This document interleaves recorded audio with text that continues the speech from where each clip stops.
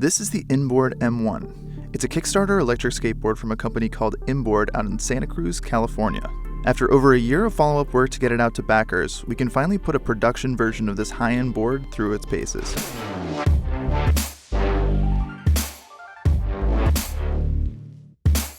At $13.99, comparisons to the popular $14.99 boosted board are inevitable. And yes, the specs are close. Inboard claims that the M1 can go 24 miles per hour, boosted board can go 22 miles an hour.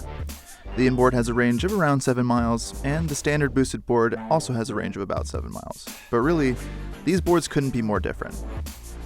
The biggest difference between the two boards are the motors. The M1 uses something called hub motors, where the motors actually sit inside of the wheel itself. This gives the M1 a much cleaner look, with only a single, well-hidden wire snaking up into the motor from beneath the truck. The boosted board, on the other hand, uses a belt-driven motor. I'll admit, I wasn't expecting there to be too much of a difference between these motor types, but there definitely is. The hub motors feel a lot more like gliding, where belt motors feel like you're directly in control of the power. At lower speed, hub motors feel sluggish and kind of bad, where belt motors give you an immediate kick at takeoff. But at top speed, riding on the M1's hub motors feels a lot like a smooth luxury car ride, where the belt motors feel kind of like riding an angry wild animal. On a phone call with Ryan Evans, one of the Inboard founders, I was told that one of the biggest reasons why the company decided to go with hub motors is because they can be programmed.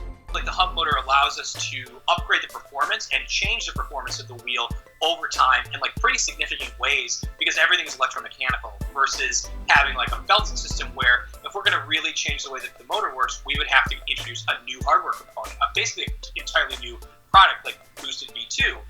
One of Inboard's engineers claimed to have complete control over the motor performance, from torque to the acceleration curve. The second biggest difference is the deck itself. The M1 uses a high-tech composite board that's extremely stiff, and this has a huge impact on how it feels to ride. The stiffness gives the M1 a stable feel that's good for true beginners and experts who need control at top speed. This is a major departure from the boosted board, which has an extremely flexible bamboo deck. In my opinion, the flexible deck of the boosted board is a lot more fun at middling speeds, but if you're going somewhere in a hurry, you can't beat the luxury feel of the M1 at top speed. One area where the M1 really shines, however, is its battery. It's truly swappable, meaning that you can drain the battery in the board completely and swap in a fully charged battery in less than a minute. That means that the M1's range isn't really limited to 7 miles, it's limited to how many of the company's $249 batteries you can afford and carry.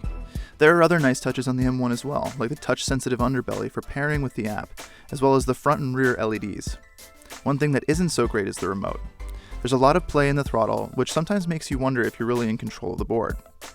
In my version, there are also several different signaling mechanisms. The remote beeps, vibrates, and flashes LEDs. When you're on the board, it's sometimes impossible to figure out why it seems to be unhappy as it rumbles at you. I've been told that this is an over-voltage warning, but at times I've been confused at what the board is trying to tell me. So is the M1 fit to sit at the high end of the electric skateboard market? The company is still very young, but the M1 seems to have hidden depths. Just when you think you're at max speed, there's a little more, and just when you think you couldn't brake in time, you can. The M1 is a luxury board that's very good today, and may even be great tomorrow. And board down and ride past me.